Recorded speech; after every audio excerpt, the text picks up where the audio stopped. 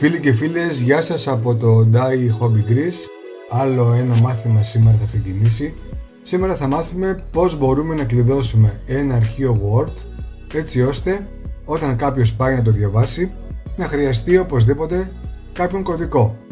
Ξεκινάμε λοιπόν.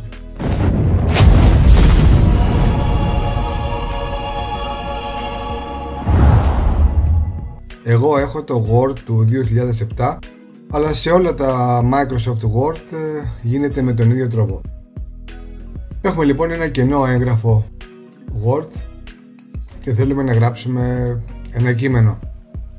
Ας γράψουμε Die Hobby Greece. Θέλουμε να το κλειδώσουμε αυτό.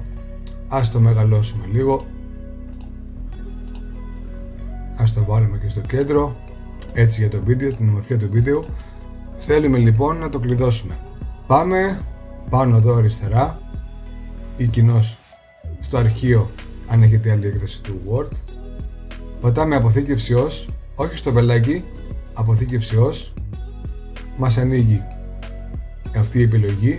Πάμε στα εργαλεία, γενικές επιλογές. Και εδώ είναι ο κωδικός πρόσβασης. Ας βάλουμε τον κωδικό εδώ, πατάμε OK και μας ζητάει να κάνουμε επανάληψη, πάλι τον ίδιο κωδικό. Βάζουμε τον κωδικό, είμαστε OK, αποθηκεύουμε στην επιφάνεια εργασίας ή όπου θέλετε το έγγραφό μας, αποθήκευση, κλείνουμε το παράθυρο, να το αρχείο μας. Πάμε να το ανοίξουμε. Μας ζητάει κωδικό. Βάζουμε το κωδικό και είμαστε έτοιμοι. Σας ευχαριστούμε που είδατε το βίντεο μας. Ραντεβού στο επόμενο. Να είστε όλοι καλά.